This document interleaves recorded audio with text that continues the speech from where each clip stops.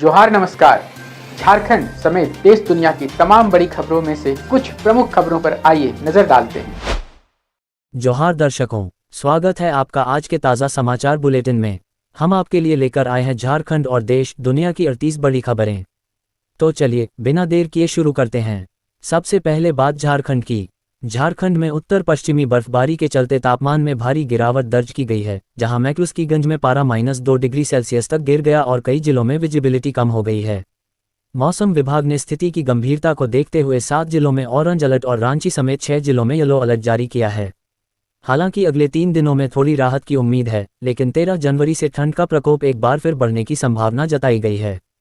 सामुदायिक स्वास्थ्य केंद्र बुढ़मू में 9 जनवरी 2026 को प्रखंड स्तरीय स्वास्थ्य मेले का आयोजन किया गया, जिसका उद्घाटन माननीय विधायक और अन्य गणमान्य अतिथियों द्वारा दीप प्रज्वलित कर किया गया।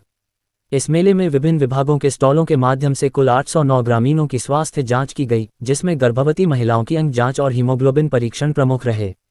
जांच सेवाओं के साथ साथ टीबी, कुष्ठ और फाइलेरिया के मरीजों को आवश्यक किट एवं खाद्य सामग्री का वितरण किया गया, साथ ही जरूरतमंदों के बीच कंबल भी बांटे गए। आयोजन में नेत्र, दंत, मानसिक स्वास्थ्य परामर्श और शुगर बीपी जैसे महत्वपूर्ण टेस्ट निःशुल्क उपलब्ध कराए गए, जिससे क्षेत्र की जनता को व्यापक लाभ प्राप्त हुआ। स्वास्थ्य विभाग, जिला प्रशासन और जनप्रतिनिधियों के सामूहिक सहयोग से आयोजित यह स्वास्थ्य मेला जनहित में एक सफल और सराहनीय प्रयास साबित हुआ। इस कार्यक्रम को सफल बनाने में doctor Tariq Anwar, doctor Pallavi Singh, doctor Irshad, doctor Dev Prakash, doctor Swati Murmu, doctor Prami Atta, doctor Madhuri, Abu Kalam Azad, Abhishek Kumar Tiwari, Sanjay Munda, MK Mandal एवं सभी पदाधिकारी, सभी कर्मचारियों, सभी सफाई कर्मचारी का सराहनीय योगदान रहा। मुख्यमंत्री हेमंत सोरेन ने सरायकेला खरसावां में नेताजी सुभाष मेडिकल कॉलेज के प्रथम MBBS बैच का शुभारंभ करते हुए घोषणा की है कि राज्य सरकार अगले 5 वर्षों में मेडिकल कॉलेजों की संख्या बढ़ाकर 30 करने का लक्ष्य रख रही है। उन्होंने जोर दिया कि सरकार ग्रामीण क्षेत्रों तक आधुनिक स्वास्थ्य सेवाएं पहुंचाने और एक सुदृढ़ हेल्थ इकोसिस्टम तैयार करने के लिए निरंतर निवेश कर रही है। झारखंड हाईकोर्ट ने निलंबित IAS विनय कुमार चौबे की जमानत याचिका खारिज करते हुए कहा कि एक प्रभावशाली पद पर रहते हुए सरकारी जमीनों के अवैध हस्तांतरण में शामिल होना और पद का दुरुपयोग करना अत्यंत गंभीर मामला है। अदालत ने माना कि आरोपी के बाहर आने से गवाहों को प्रभावित करने और साक्ष्यों से छेड़छाड़ की आशंका है, इसलिए उन्हें फिलहाल राहत देना उचित नहीं होगा। रांची विश्वविद्यालय में परीक्षा नियंत्रक को 6 महीने और प्रभारी कुल सचिव डॉक्टर गुरुचरण साहू को 1 वर्ष का सेवा विस्तार दिया गया है। हालांकि नियमों के कारण डॉक्टर साहू केवल 21 दिनों तक ही पद पर बने रह पाएंगे। दूसरी ओर छात्र संगठन आजसू ने स्थायी नियुक्तियों में देरी पर नाराजगी जताते हुए चेतावनी दी है कि यदि 15 जनवरी तक कुलपति और अन्य पदों पर स्थायी बहाली नहीं हुई तो वे विश्वविद्यालय में तालाबंदी करेंगे। झारखंड नगर निकाय चुनाव के लिए जारी आरक्षण सूची पर भाजपा ने मनमानी और गड़बड़ी का आरोप लगाते हुए सरकार को घेरा है, जबकि जमुमू ने इन आरोपों को खारिज करते हुए प्रक्रिया को पूरी तरह पारदर्शी और संतुलित बताया है। राज्य निर्वाचन आयोग ने इस बार चक्रीय आरक्षण के बजाय इसे पहला चुनाव मानकर रोस्टर तय किया है, जिसके तहत 48 नगर निकायों में महापौर और अध्यक्ष पदों के लिए आरक्षण की स्थिति स्पष्ट कर दी गई है। देवघर के बाबा मंदिर प्रांगण स्थित 18 दानपात्रों को कड़ी सुरक्षा के बीच खोलकर उनमें अर्पित की गई राशि की गिनती की गई, जिसमें कुल 15,53,215 रुपये प्राप्त हुए। नकद राशि के अलावा दान में विदेशी मुद्राएं जैसे नेपाली रुपये, डॉलर और दिरहम भी मिले हैं, जिन्हें मंदिर प्रशासनिक भवन में सुरक्षित रखा गया है। धनबाद के वरीय पुलिस अधीक्षक प्रभात कुमार ने वार्षिक अपराध समीक्षा बैठक के दौरान सरस्वती पूजा में डीजे पर पूर्ण प्रतिबंध लगाने और ट्रैफिक नियमों के उल्लंघन पर जीरो टॉलरेंस की नीति अपनाने का सख्त निर्देश दिया है। बैठक में वर्ष 2025 के अपराधों की समीक्षा करते हुए उन्होंने अधिकारियों को लंबित मामलों के त्वरित निष्पादन और जन सुरक्षा को सर्वोच्च प्राथमिकता देते हुए प्रभावी पुलिसिंग सुनिश्चित करने को कहा। झारखंड राज्य निर्वाचन आयोग ने 48 शहरी निकायों के महापौर और अध्यक्ष पदों के लिए आरक्षण अधिसूचना जारी कर दी है, जिसमें रांची महापौर की सीट अनुसूचित जनजाति ST और धनबाद की सीट अनारक्षित रखी गई है। इस कदम से 2020 और 2022 से लंबित पड़े निकाय चुनावों का रास्ता साफ हो गया है और अब जल्द ही मतदान की तारीखों की घोषणा होने की उम्मीद है। मुख्य निर्वाचन पदाधिकारी के रवि कुमार ने मतदाता सूची मैपिंग के 70% कार्य पूर्ण होने की जानकारी देते हुए शहरी क्षेत्रों और सरकारी कार्यालयों में विशेष कैंप लगाकर 100% पंजीकरण सुनिश्चित करने के निर्देश दिए हैं। बैठक में ASDD सूची के डिजिटलीकरण, दोहरी प्रविष्टियों को रोकने के लिए अंतर्राज्यीय मिलान और मतदान केंद्रों पर BLO ब्लॉक की जानकारी वाले स्टिकर अनिवार्य रूप से लगाने पर जोर दिया गया। गिरिडीह के मोतीलेडा पंचायत में स्वयं सहायता समूह से जुड़ी महिला कृषकों ने आधुनिक और जैविक तकनीक अपनाकर बंजर जमीन पर गाजर की सफल खेती कर आत्मनिर्भरता की नई मिसाल पेश की है। वैज्ञानिक पद्धति से किए जा रहे इस उत्पादन से महिलाएं प्रति एकड़ 2 लाख रुपए तक की आय प्राप्त कर रही हैं। हालांकि उन्होंने सिंचाई के लिए बिजली की कमी को दूर करने की मांग भी की है। साहिबगंज में अवैध खनन मामले की जांच कर रही सीबीआई की टीम ने गढ़वा पहाड़ स्थित पत्थर खदानों का निरीक्षण कर लीज और दस्तावेजों की गहन जांच की है। इस कार्रवाई के तहत सीबीआई ने सदर एसडीओ और बड़े पत्थर कारोबारियों को पूछताछ के लिए तलब किया है। साथ ही खनन कार्यालय के रिकॉर्ड और फाइलों को भी खंगाला जा रहा है। भाजपा प्रदेश अध्यक्ष और नेता प्रतिपक्ष बाबूलाल मरांडी ने चलंगी गांव पहुंचकर अपराधियों की गोलीबारी में मारे गए पहड़ा राजा सोमा मुंडा को श्रद्धांजलि दी और उनके परिजनों को न्याय का भरोसा दिलाया। इस दौरान उन्होंने राज्य की कानून व्यवस्था पर सवाल उठाते हुए सरकार से अपराधियों की अविलंब गिरफ्तारी और मामले की त्वरित जांच की मांग की है। पलामू सांसद विष्णु दयाल राम ने विकसित भारत गारंटी फॉर रोजगार आजीविका मिशन वीबीजी रैम-जी को 2047 तक भारत को विकसित बनाने का आधार बताते हुए कहा कि इसके तहत मजदूरों को 125 दिनों के रोजगार की गारंटी मिलेगी। इस नई योजना में तकनीक के उपयोग से स्थायी संपत्तियों के निर्माण और धोखाधड़ी रोकने पर जोर दिया जाएगा, जिसकी लागत का 60% केंद्र और 40% राज्य सरकार वहन करेगी। रामगढ़ के कांकेबार गांव में 18 हाथियों के झुंड ने भारी उत्पात मचाते हुए किसानों की आलू, प्याज और सरसों की फसलों को पूरी तरह नष्ट कर दिया है, जिससे ग्रामीणों के समक्ष आर्थिक संकट खड़ा हो गया है। प्रभावित किसानों ने मुआवजे की मांग की है। वहीं वन विभाग ने हाथियों को खदेड़ने के लिए टीम तैनात करने और उचित प्रक्रिया के तहत नुकसान की भरपाई करने का आश्वासन दिया है। झारखंड ओडिशा सीमा पर 20 लोगों की जान लेने वाले आक्रामक दंतैल हाथी को काबू करने के लिए 3 राज्यों की संयुक्त टीम और विशेषज्ञ बेनीसागर जंगल में बड़ा ट्रैंकुलाइज ऑपरेशन चला रहे हैं। आधुनिक उपकरणों, थर्मल ड्रोन और विशेषज्ञों की निगरानी में हाथी की घेराबंदी कर ली गई है, जिसे आज पूरी सतर्कता के साथ बेहोश कर पकड़े जाने की उम्मीद है। वन विभाग ने चेतावनी दी है कि प्रक्रिया के दौरान हाथी के पूरी तरह बेहोश न होने पर जानमाल का खतरा हो सकता है, इसलिए ऑपरेशन में जुटी टीमें अत्यधिक सावधानी बरत रही हैं। झारखंड में पहली बार किडनी ट्रांसप्लांट की सुविधा शुरू होने जा रही है, जिसके लिए स्वास्थ्य विभाग की एडवाइजरी कमेटी ने रिम्स और राज हॉस्पिटल को लाइसेंस देने पर सहमति जताई है। इस पहल से हर साल इलाज के लिए दूसरे राज्यों में जाने वाले हजारों मरीजों को बड़ी राहत मिलेगी और रिम्स में अगले 6 महीनों के भीतर आवश्यक मानव संसाधन व तकनीकी व्यवस्थाएं पूरी कर प्रत्यारोपण प्रक्रिया शुरू करने का लक्ष्य रखा गया है। नाइजर में अपहृत गिरिडीह के 5 मजदूर भारत सरकार के प्रयासों से सुरक्षित भारत लौट आए हैं, जो वर्तमान में मुंबई में चिकित्सकीय जांच और कानूनी औपचारिकताओं के बाद जल्द ही अपने घर पहुंचेंगे। आजसू केंद्रीय महासचिव संजय मेहता ने इस सफलता के लिए विदेश मंत्रालय का आभार जताया। वहीं इस मानवीय संकट के दौरान झारखंड सरकार पर असहयोग और संवेदनहीनता का आरोप लगाया है। भाजपा संगठन महापर्व के तहत वरुण साहू को दोबारा सर्वसम्मति से रांची महानगर अध्यक्ष चुना गया है, जिसकी आधिकारिक घोषणा पर्यवेक्षक गीता कोड़ा ने वरिष्ठ नेताओं की उपस्थिति में की। नवनियुक्त अध्यक्ष और पार्टी नेतृत्व का मुख्य लक्ष्य संगठन को बूथ स्तर तक मजबूत करते हुए आगामी नगर निगम और 2029 के चुनावों में ऐतिहासिक जीत दर्ज करना है। पीआईबी रांची द्वारा हजारीबाग में आयोजित वार्तालाप कार्यक्रम में विकसित भारत मिशन वीबीग्राम-जी 2025 नई श्रम संहिताओं और वंदे मातरम के 150 वर्ष जैसे राष्ट्रीय महत्व के विषयों पर मीडिया के साथ गहन संवाद किया गया। इस अवसर पर विशेषज्ञों ने ग्रामीण पत्रकारों को विकास की मुख्य कड़ी बताते हुए केंद्र सरकार की योजनाओं को जन जन तक पहुंचाने और ग्रामीण अर्थव्यवस्था को तकनीकी रूप से सशक्त बनाने पर जोर दिया।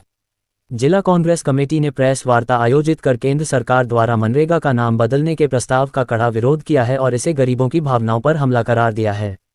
कांग्रेस नेताओं ने चेतावनी दी है कि यदि यह निर्णय वापस नहीं लिया गया तो पार्टी गांधी जी और अंबेडकर जी की प्रतिमाओं के समक्ष उपवास के साथ साथ सड़क से सदन तक व्यापक आंदोलन करेगी। डीसी कंचन सिंह की पहल और राजकीय रामरेखा महोत्सव के प्रचार प्रसार से सिमडेगा के पर्यटन को नई गति मिली है, जिसके तहत कोलकाता से आए पर्यटकों के पहले दल ने यहां के प्राकृतिक सौंदर्य और प्रशासनिक व्यवस्थाओं की सराहना की। पर्यटकों के इस आगमन को सिमडेगा टूरिज्म के उज्ज्वल भविष्य की शुरुआत माना जा रहा है, जिससे आने वाले समय में जिले को राष्ट्रीय और अंतर्राष्ट्रीय स्तर पर पहचान मिलने की उम्मीद है। जमशेदपुर के भुयानडीह में 14 से 16 जनवरी तक झारखंड सांस्कृतिक कला रंगमंच द्वारा 46वें विशाल टुसु मेला का आयोजन किया जा रहा है, जिसमें पूर्व मुख्यमंत्री रघुवर दास मुख्य अतिथि के रूप में शामिल होंगे। 3 दिवसीय इस सांस्कृतिक महोत्सव में पारंपरिक टुसु प्रतियोगिताओं के विजेताओं को पुरस्कृत किया जाएगा और समाज के वरिष्ठ जनों को सम्मानित कर लोक संस्कृति एवं सामाजिक एकता को बढ़ावा दिया जाएगा। हजारीबाग पुलिस ने ड्रोन तकनीक की मदद से चौपारण प्रखंड के 50 एकड़ क्षेत्र में फैली अवैध अफीम की खेती का पता लगाकर उसे पूरी तरह नष्ट कर दिया है। एसपी अंजनी अंजन ने नशे के खिलाफ इस बड़ी कार्रवाई के साथ ही ग्रामीणों से तस्करों की सूचना देने की अपील की और किसानों को अवैध खेती छोड़ सुरक्षित व आधुनिक वैकल्पिक कृषि अपनाने के लिए प्रेरित किया। पलामू डीआईजी किशोर कौशल ने बंशीधर नगर में एसडीपीओ कार्यालय का निरीक्षण कर अनुमंडल क्षेत्र की विधि व्यवस्था और अपराध नियंत्रण की विस्तृत समीक्षा की। बैठक के दौरान उन्होंने अधिकारियों को लंबित मामलों के त्वरित निष्पादन, नियमित गश्ती और अपराधियों के खिलाफ सख्त कार्रवाई करने का निर्देश देते हुए पुलिसिंग को अधिक संवेदनशील और जवाबदेह बनाने पर जोर दिया। भ्रष्टाचार निरोधक ब्यूरो एसीबी ने बेड़ो थाना के सब इंस्पेक्टर श्याम नंदन पासवान को एक ट्रक की यांत्रिक जांच रिपोर्ट भेजने के बदले 10,000 रुपये की रिश्वत लेते हुए रंगे हाथ गिरफ्तार किया है। आरोपी अधिकारी ने कुल 50,000 रुपये की मांग की थी, जिसके खिलाफ परिवादी की शिकायत पर जाल बिछाकर एसीबी ने ये कार्रवाई की और भ्रष्टाचार निवारण अधिनियम के तहत मामला दर्ज कर लिया है। झारखंड सरकार ने आत्मसमर्पण एवं पुनर्वास नीति के तहत मुख्यधारा में लौटे लवलेश गंजू समेत 11 पूर्व नक्सलियों को कुल 22.86 लाख रुपये की आर्थिक सहायता प्रदान करने का आदेश जारी किया है। ये वित्तीय मदद पुनर्वास अनुदान, घोषित इनाम और शिक्षा शुल्क जैसी मदों के लिए दी गई है, जिसमें सबसे अधिक 6 लाख रुपये की राशि कुख्यात लवलेश गंजू को मिली है। चतरा के पिपरवार में कल्याणपुर चौक पर ट्रांसपोर्टिंग हाईवा पर हुई फायरिंग से दहशत फैल गई, जिसकी जिम्मेदारी कुख्यात राहुल सिंह गैंग के आज़ाद सरकार ने लेते हुए विभिन्न कंपनियों और व्यक्तियों को चेतावनी दी है। घटना की सूचना मिलते ही पिपरवार थाना पुलिस ने मौके पर पहुंचकर सीसीटीवी फुटेज और प्रत्यक्षदर्शियों के आधार पर मामले की जांच शुरू कर दी है। Justice L.P.N. शाहदेव की पुण्यतिथि पर बाबूलाल मरांडी, चंपई सोरेन और संजय सेठ समेत कई भाजपा नेताओं ने उन्हें भावभीनी श्रद्धांजलि अर्पित करते हुए झारखंड आंदोलन में उनके योगदान को याद किया। इस अवसर पर बाबूलाल मरांडी ने कहा कि शाहदेव ने न्यायाधीश के पद से सेवानिवृत्त होने के बाद अलग राज्य की लड़ाई को नई दिशा दी और आदिवासी मूलवासी समाज को एकजुट कर इसे जन आंदोलन बनाया। अब देखिए राष्ट्रीय एवं अंतर्राष्ट्रीय सुर्खियां। आयकर विभाग ने रक्सौल में व्यवसायी मोहम्मद कलीम के पैतृक आवास, तनिष्क और हीरो होंडा शोरूम सहित कई ठिकानों पर एक साथ छापेमारी कर बही खातों और दस्तावेजों की गहन जांच की है। घने कोहरे के बीच हुई इस औचक कार्रवाई के दौरान अधिकारियों ने कर्मचारियों से पूछताछ की। हालांकि विभाग की ओर से अब तक किसी आधिकारिक निष्कर्ष या बरामदगी की जानकारी साझा नहीं की गई है। केंद्र सरकार का बजट सत्र 28 जनवरी से शुरू होकर 2 चरणों में 2 अप्रैल तक चलेगा, जिसके तहत वित्त मंत्री निर्मला सीतारमण 1 फरवरी को अपना 9वां आम बजट पेश करेंगी। सत्र के दौरान राष्ट्रपति का अभिभाषण और आर्थिक सर्वेक्षण पेश होने के साथ साथ आर्टिफिशियल इंटेलिजेंस AI समिट का आयोजन भी प्रस्तावित है, जिसमें कई महत्वपूर्ण विधेयकों और रिपोर्टों पर चर्चा की जाएगी। विमेंस प्रीमियर लीग WPL 2026 के पहले डबल हेडर में आज दोपहर 3 बजे गुजरात जायंट्स का मुकाबला यूपी वॉरियर्स से होगा, जबकि शाम 7:30 बजे मुंबई इंडियंस और दिल्ली कैपिटल्स की टीमें आमने सामने होंगी। क्रिकेट प्रेमी इन रोमांचक मुकाबलों का सीधा प्रसारण स्टार स्पोर्ट्स नेटवर्क और ऑनलाइन स्ट्रीमिंग जियो हॉटस्टार ऐप पर देख सकते हैं। केंद्रीय मंत्री अश्विनी वैष्णव ने भारतीय रेल में विद्युतीकरण के 100 वर्ष पूरे होने के उपलक्ष्य में 100 रुपये का स्मारक सिक्का और एक डाक टिकट जारी किया है। दिल्ली के यशोभूमि में आयोजित इस समारोह के दौरान उन्होंने उत्कृष्ट कार्य करने वाले रेलकर्मियों को 70वें अति विशिष्ट रेल सेवा पुरस्कार से सम्मानित भी किया। प्रधानमंत्री नरेंद्र मोदी 10 और 11 जनवरी को गुजरात के सोमनाथ में आयोजित सोमनाथ स्वाभिमान पर्व में शामिल होंगे, जहां वे ओंकार मंत्र जाप, भव्य ड्रोन शो और मंदिर की रक्षा करने वाले वीरों की स्मृति में निकलने वाली शौर्य यात्रा का हिस्सा बनेंगे। यह ऐतिहासिक आयोजन महमूद गजनी के आक्रमण की 1000वीं वर्षगांठ और मंदिर के जीर्णोद्धार के 75 वर्ष पूरे होने के उपलक्ष्य में राष्ट्रीय गौरव और सांस्कृतिक चेतना को बढ़ावा देने के लिए मनाया जा रहा है। 77वें गणतंत्र दिवस समारोह के लिए दिल्ली पुलिस ने अभूतपूर्व 7 परत सुरक्षा व्यवस्था की है, जिसके तहत परेड स्थल पर कैमरा, लैपटॉप, पावर बैंक और नुकीली वस्तुओं समेत कई निजी सामान ले जाने पर कड़ा प्रतिबंध लगाया गया है। दर्शकों को सलाह दी गई है कि वे निर्धारित पोर्टल से प्राप्त टिकट और मूल पहचान पत्र के साथ कम से कम 2 घंटे पहले पहुंचें और जांच में होने वाली देरी से बचने के लिए प्रतिबंधित सामान घर पर ही छोड़ दें।